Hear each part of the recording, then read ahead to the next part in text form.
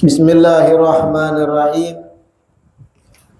Alhamdulillahirabbil alamin wa bihi nasta'in ala umuri dunya waddin. Wassalatu wassalamu ala sayyidil mursalin wa imamil muttaqin sayyidina wa maulana Muhammadin wa ala alihi wa sahbihi ajma'in. Alhamdulillah, segala puji kembali dan selalu terhatur kehadirat Allah yang masih memanjangkan umur dan melimpahkan kesehatan pada kita seberataan, sehingga diperjumpakan lagi di majelis ilmu yang kita selalu berharap mudah-mudahan membawa pada kebaikan dunia dan akhirat. Amin ya rabbal alamin. Warawal hakimu annahu qalat imra'atun lin nabi sallallahu alaihi wasallam, Inna ibni ammi fulanan yakhtubuni ayyad'uni ila nikah fa akhbirni ya Rasulullah ma haqqu zawji ala zawjati fa in kana ay dhalikal haqqu syai'an ay amran utiquhu ay aqdiru alaihi tazawwajtuhu. Melanjutkan kajian kitab Uqudul Lujain, diriwayatkan oleh Imam Al-Hakim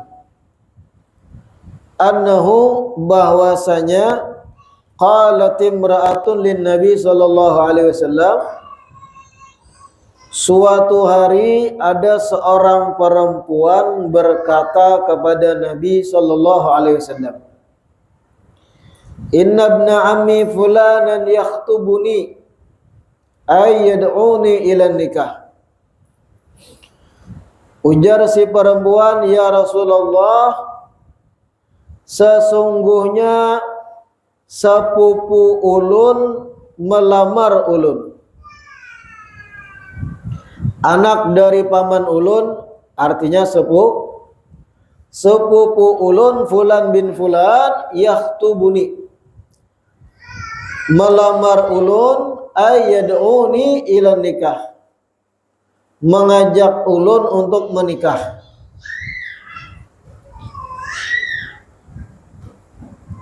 Fa akhbirni ya Rasulullah ma haqqu zawji ala zawjah. Maka ya Rasulullah, tolong kabarkan kepada ulun apa saja hak suami yang harus dilaksanakan oleh seorang istri. Fa in kana ay dzalikal haqq syai'an ay amran utiquhu, seandainya hak yang harus dijalankan istri kepada suami adalah sesuatu yang mampu ulun jalanakan, ay aqdiru alaihi tazawwajtuhu, niscaya ulun mau menikahi sepupu ulun tersebut.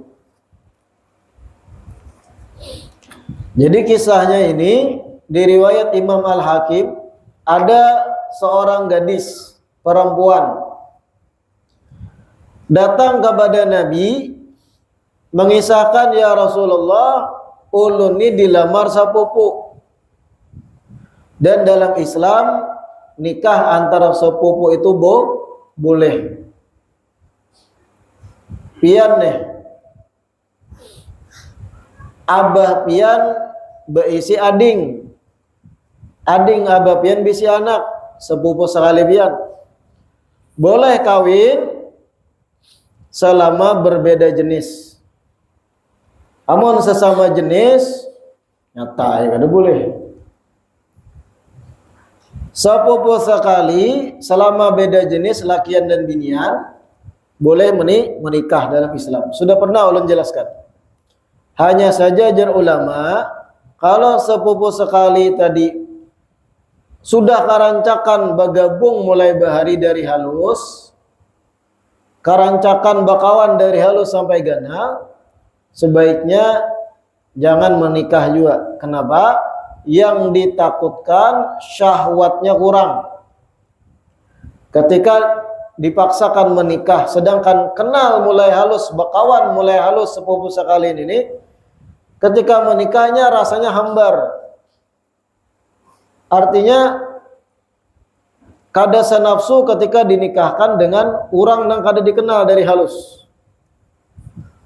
Bahasa kasarnya kan sudah tahu perkakasnya bahari, mandi betilanjangan di sungai dan sebagainya, lagi halus nih.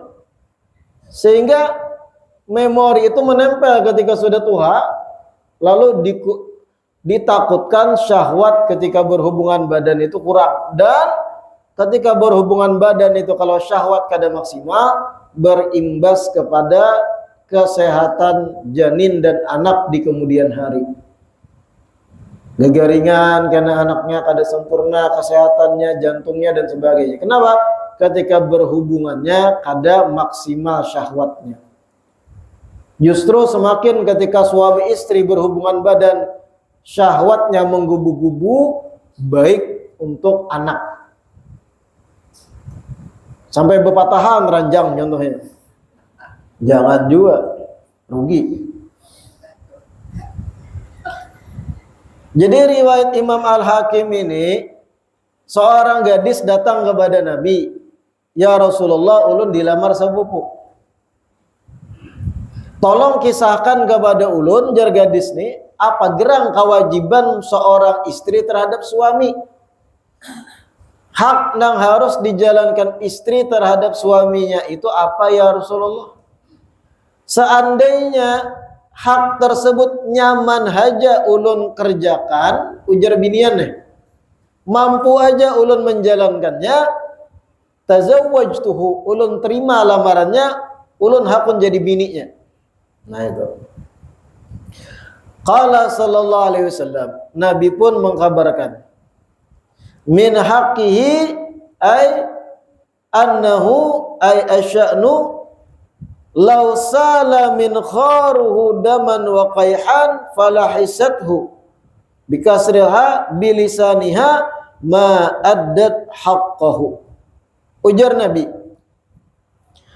termasuk hak suami. Ini Nabi memberi gambaran akan ganalnya hak suami ini tuh. Ujar Nabi, termasuk hak suami, seandainya dari dua lubang hidung suami itu salah mengalir darah dan nanah, seandainya dua lubang hidung seorang suami mengalir keluar darah dan nanah, falahisathu, kemudian istrinya menjilatnya untuk membersihi dengan menjilat, bilisaniha, dengan lidahnya si istri, ma'addat haqqahu, itu belum mentuntaskan hak suami lagi.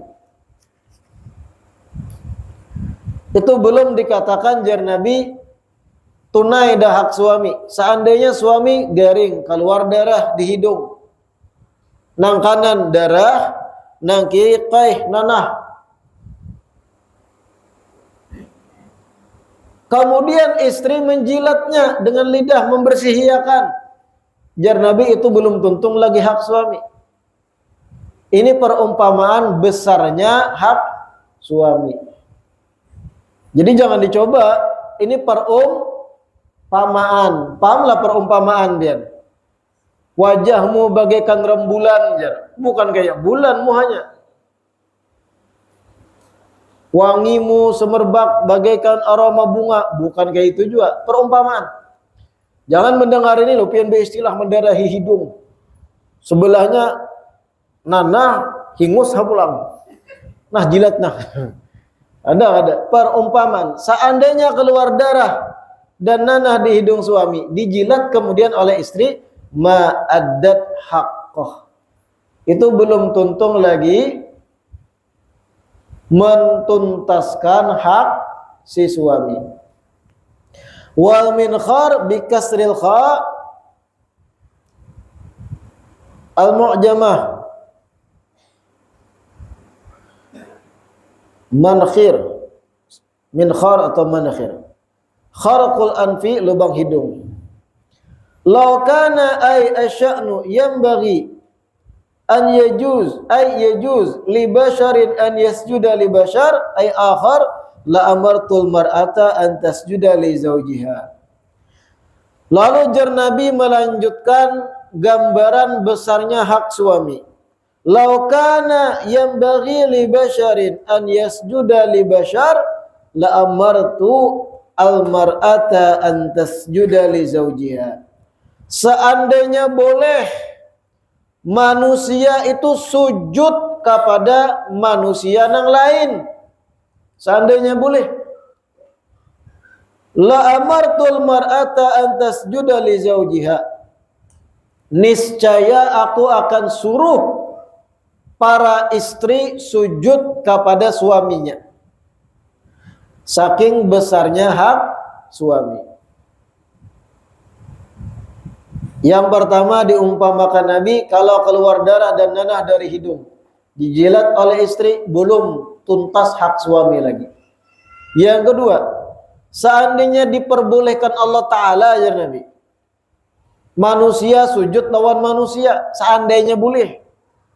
Kada boleh memang sujud pada manusia lain. Seandainya boleh, aku akan suruh istri itu sujud pada suaminya. Kenapa? Saking ganalnya, saking besarnya hak suami. Idza dakhala 'alaiha lima faddalahu Allahu 'alaiha. Niscaya aku perintahkan istri sujud pada suaminya ketika mana suaminya berada di hadapan si istri. Kenapa? Lima faddalahu Allahu 'alaiha. Disebabkan keutamaan suami yang sudah Allah utamakan di atas istri. Kelebihan suami. Qalat, gadis ini mendengar kayak itu, lalu berucap, gana benar nih haknya nih. Lalu jar gadis, walladzi ba'atsaka bil haqq la atazawwaju ma baqiyatid dunya. Demi Allah yang telah mengutus pian ya Rasulullah, ulun sepanjang umur dunia kada hendak kawin. Ujar binian yang betakun tadi nih, yang dilamar sepupu. Ya Rasulullah, ulun dilamar sepupu ulun. Apa gerang hak suami itu yang harus ulun jalankan? Ujar Nabi, kalau seandainya keluar darah dan nanah dari lubang hidungnya, dijilat oleh istri, belum tentu hak suami itu. Seandainya boleh seorang makhluk sujud dengan makhluk lain, niscaya aku perintahkan istri sujud pada suaminya. Mendengar yang kayak ini, gadis yang betakun berucap, ya Rasulullah, walladzi ba'atsaka bil haqq, demi Allah yang telah mengutus pian dengan kebenaran, la atazawwaju ma baqiyatid dunya. Kalau kayak itu ulun kada hendak kawin sepanjang umur dunia. Artinya sampai mati kada hendak kawin. Nah, ini pilihan inya. Kenapa kayak itu? Karena takutan kada kawa menjalankan hak suami. Ada banyak perempuan solehah, wanita-wanita solehah, bahkan waliyah, wanita wali, yang memang memilih kada hendak kawin sampai meninggal. Banyak. Kenapa? Karena takutan kalau pina kada kawa menjalankan hak-hak suami, memilih untuk tabattul, ta'abbud, inya memilih beribadah aja, binian tadi. Memilih untuk bebas kada terikat, sehingga sampai wafat kada menikah. Di Hadramaut itu ada wali besar perempuan, Syekhah Sultanah, yang bernama Syekhah Sultanah. Syekhah Sultanah ini wali besar, keramatnya masyhur di Hadramaut. Dilamar oleh banyak para wali yang lain dari kalangan lelaki, menolak Sidin. Alasannya apa? Salah satu alasannya ujar ulama, karena kalau sudah menjadi istri seorang laki-laki, mau kada mau harus menjalankan hak-hak suami, dan itu mengurangi porsi ibadah Sidin. Sidin memilih hidup dalam kesendirian. Tapi pulang jangan bebuan gadis dohat mendengar ini loh karena kawin.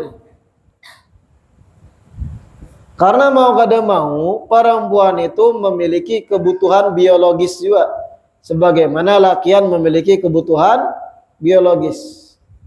Pahamlah kebutuhan biologis? Itu bahasa halus toh. Amun bahasa kasarnya Pak, isi nafsu dan syahwat. Lelakian ini memiliki kebutuhan biologis. Binian pun ada. Dan bahkan binian itu lebih besar kebutuhan biologisnya dari lakian. Tapi yang membedakan, lakian ini nampak, ketahuan ketika lakian sange itu kelihatan. Taulah sange. Pamuntungannya lanji, gerak-geriknya ketahuan.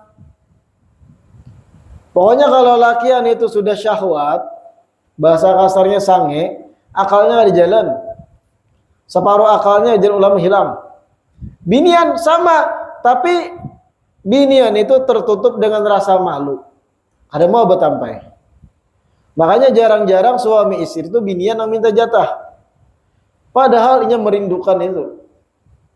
Tapi karena rasa malunya lebih besar daripada lakian, kisah-kisah kada hendak pada yang paling hendak. Kadusa takurihing binianai. Kami paham rahasia buhan pian. Kayak itu. Jadi jangan mendengar riwayat ini kemudian memutuskan aku sampai mati kada hendak kawin. Karena banyak juga fadilat-fadilat di balik pernikahan.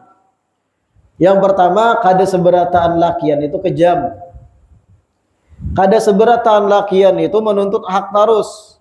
Rancak sudah kita nasihati lakian. Ketika pian mendengar standarnya memang begitulah hak seorang suami yang harus dijalankan istri, tapi bukan berarti pian kada kawa menggugurkan hak. Artinya gugurkan hak tersebut. Kada usah dituntut. Bini berlaku sebagaimana yang seharusnya. Maafkan aja keteledorannya, kemarahannya. Karena itulah suami yang baik. Dan yang kayak itu yang dicontohkan Nabi. Haknya memang begitu. Ibarat pian pian ini wajib dapat gajian sebulan 3 juta.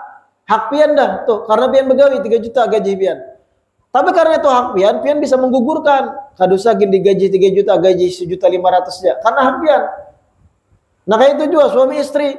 Ketika suami itu tahu bininya banyak kekurangan, bininya pun seorang manusia, gugurkan hak, kadusa menuntut kesempurnaan. Jadi binian kada seberatan lakian tuh kejam menuntut hak terus. Itu sebuting. Fadilat di balik pernikahan pula apa? Membanyaki umat Nabi Muhammad sallallahu alaihi wasallam. Fa inni mubahin bikumul umama yaumal qiyamah, jar Nabi. Tazawwaju taktsuru, menikahlah kalian sehingga kalian bertambah jumlahnya semakin banyak. Dengan menikah semakin banyak umat Nabi, keturunan-keturunan pian itu umat Islam. Fa inni mubahin bikum al-umama yaumil qiyamah. Sesungguhnya aku jar Nabi akan membanggakan kalian di tengah-tengah umat nabi-nabi yang lain dengan jumlah kalian yang banyak. Keuntungan di balik menikah yang ketiga, ketika pian berisi anak binian pian meninggal dunia, anak mendoakan pian.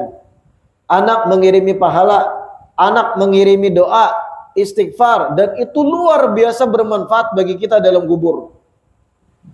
Kalau keuntungan duniawinya, anak tumbuh dewasa begawi memberi duit ketika kita sudah di masa tua, itu dunia. Yang akhiratnya doa, istighfar, tahlil, dan yang lain. Banyak keuntungan di balik pernikahan. Adapun gadis ini tadi, kenapa menolak menikah sampai dunia tamat, sampai kiamat kada hendak menikah? Karena mungkin sudah terbiasa hidup dalam kesendirian. Bebinian yang sudah biasa sendiri dan tipikal karakternya ngalih diatur, ya lebih baik sorangan. Percuma menikah kalau sifat dan karakter keras kepala ngalih diatur itu masih dipertahankan. Karena akan merusak rumah tangga itu. Sehingga inya berucap, la atazawwaju ma baqiyatid dunya. Wa qalat Aisyah radhiyallahu anha, selanjutnya tuh. Atat fatatun ila Nabi sallallahu alaihi wasallam faqalat ya Rasulullah, inni fatatun ukhtabu fa akrahu tazwij. Fama haqqu zawj 'ala al-mar'ati? Qala law kana min farqihi ila qadamihi sadidun falahisathu ma addat syukrah. Qalat afala atazawwaju? Qala bala tazawwaji fa innahu khair. Nah ini ada tambahan di riwayat sebutingnya ini. Riwayat Siti Aisyah, ujar Siti Aisyah meriwayatkan, atat fatatun ila Nabi sallallahu alaihi wasallam. Datang seorang gadis kepada Nabi sallallahu alaihi wasallam. Datang seorang pemudi, fatatun, gadis, ila Nabi sallallahu alaihi wasallam kepada Nabi. Faqalat, kemudian gadis ini berkata, ya Rasulullah, inni fatatun ukhtabu fa akrahu tazwij. Sesungguhnya ulun seorang gadis ukhtabu, yang dilamar. Ada lelaki yang melamar ulun gitu. Fa akrahu tazwij, tapi ulun sendiri ini berat untuk menikah. Ujar gadis nih, memilih hidup hendak sorangan dulu. Fa akrahu tazwij. Fama haqqu zawj 'alal mar'ah? Apakah gerangan hak suami yang harus dijalankan istri? Qala, Nabi menjawab, law kana min farqihi ila qadamihi sadid. Seandainya dari batok kepala suami sampai ujung batis kaki suami sadid, ada nanah, falahisathu ma addat syukrah, kemudian dijilat oleh si istri, maka itu belum selesai mentuntaskan hak suami. Ini beda bentuk riwayatnya. Seandainya dari batok kepala suami sampai ujung batis, nanah banyak, sodid, koi sama. Falahisathu, kemudian istri menjilat dari ujung kepala sampai batis, nanah-nanah tadi. Ma'adat syukrah, itu belum mentuntaskan hak suami, jar Nabi. Qalat, lalu gadis ini berucap, nah ini beda, akhirnya endingnya beda. Gadis ini berucap, afala atazawwaju? Bertanya balik gadis ini, kalau begitu apakah sebaiknya ulun kada menikah ya Rasulullah? Jadi mengembalikan kepada Nabi lagi pendapatnya. Kalau sebesar itu haknya, apakah lebih baik ulun kada menikah ya Rasulullah? Dijawab oleh Nabi, qala bala tazawwaji fa innahu khair. Tidak ya Nabi, teruslah ikam menikah karena menikah itu baik. Akhirnya menikah gadis tadi. Tetap Nabi menganjurkan, menyuruhkan tazawwaji, tetaplah menikah meski sebesar itu hak suami. Fa innahu khairun, karena menikah itu baik. Menikah itu bagus. Banyak kalau kita rinci-rinci fadilat di balik pernikahan. Nah ini. Riwayat yang pertama tadi biniannya berucap, ulun seumur hidup kada hendak kawin kalau gitu ya Rasulullah. Kedua nih, ada yang ini, riwayat ini, tetaplah menikah. Nabi menyuruh tetap menikah. Jadi kayak itu, masing-masing bebinian tuh ada prinsip. Ada perempuan itu punya prinsip umur 25 aja menikah. Ada juga zaman modern nih ya kalau. Artinya hendak merintis karir dahulu. 25 hanya raku menikah aja. Sekali umur 25 ada bayu. Orang mencari nang anum kadang. Ada bapak, berarti jodohnya belum sampai. Ada bebinian itu umur 15, 16 karena sudah dewasa dan sudah haid disegerakan menikah. Bagus juga. Kenapa jadi bagus? Karena ini menjaga kehormatannya dan menjaga pergaulan serta syahwatnya agar tertumpah pada yang halal aja. Namun di zaman Nabi, bahari-bahari, gadis-gadis menikah tuh umur 11, 12. Menikah sudah. Tapi jangan samakan umur 11, 12 di zaman Nabi dengan binian wah ini. 11, 12 zaman bahari itu sudah bongsor, ganal, anggota kewanitaannya sudah matang. Namun kita 11, 12 binian di sini bingusan masih. Faktor genetik, kita orang Asia, faktor cuaca, makanan, beras Indomie. Kalau di zaman Nabi itu gandum, daging, dan makanan yang sehat, udara sehat, cuaca sehat, kededa radiasi elektronik dan sebagainya. Jadi 11-12 menikah, disegerakan menikah itu lebih baik bebinian itu. Ada bebinian yang memilih kada hendak menikah sama sekali, ada juga, tapi jarang. Ada juga sudah pernah menikah, lalu menjanda dicerai oleh suaminya, dan setelah jadi janda kada hendak menikah lagi. Kenapa? Trauma. Aku trauma dengan para lelaki. Lelaki itu sama seberataan. Nah ini bahaya juga. Gara-gara saikung lakian yang mencampakannya, lalu beratan dihukumkan sama. Semua lelaki jahat kan. Abahnya jahat juga berarti. Semua lelaki kan, kayaknya jahat juga, datunya jahat juga. Bahkan para wali pun jahat, lakian juga wali. Jangan kayak itu. Jangan ketika pian ada masalah dengan lakian, binianai, lalu pian ponis seberatan lakian sama. Banyak nang baik di luar sana, nang bujur-bujur, masih nang berkasih sayang, yang memaklumi, yang akan mengawani pian ketika pian garing. Ada juga bebinian itu dihendaki lakian karena dari segi keagamaannya. Wajah dan parasnya biasa biniannya, kada bungas. Ya biasalah. Tapi kenapa banyak lakian hendak? Ternyata contohnya hafal Quran. Atau ternyata keagamaannya baik. Ustadzah, bisa mengajar TPA dan sebagainya. Jadi motivasi lakian melamarnya karena keagamaannya. Ada juga bebinian itu parasnya cantik, bungas, lumayan. Sehingga orang hendak menikahi gara-gara parasnya. Ada bebinian itu juga bungas, cantik, langkar, tapi kada payu. Ada kada? Ada.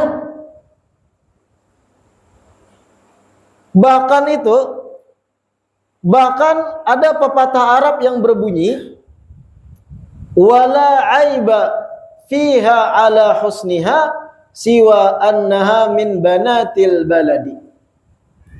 Yang artinya tidak ada aib di dalam kecantikan si gadis.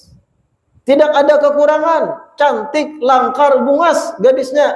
Siwa annaha min banatil baladi.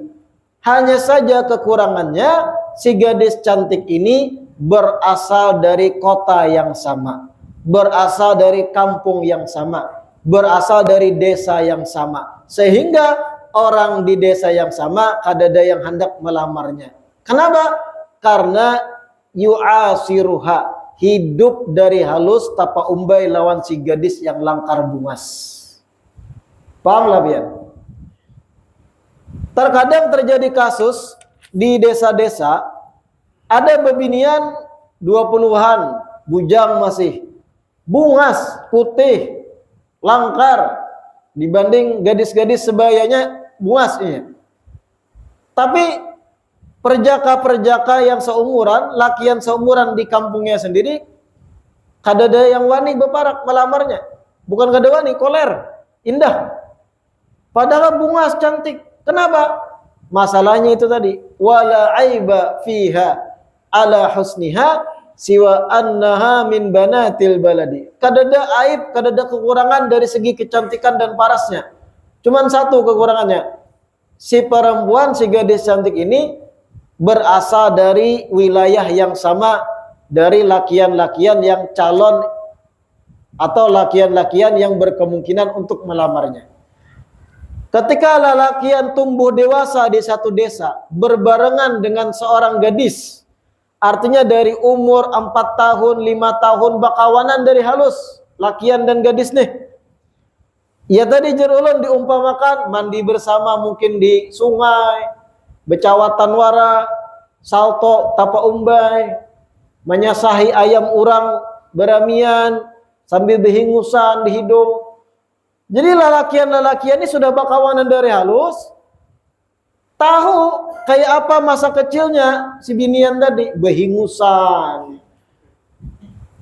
Lelakian rami main tarsan-tarsanan di pohon para, umpat juga binian ini tadi. Masa kecilnya kayak itu. Artinya berbarengan tumbuh dewasa. Ketika jadi gadis binian ini, 20-an dah umur, 17-an, 25-an. Lalakian-lalakian di kampung kada ada yang hendak menikahinya. Kenapa?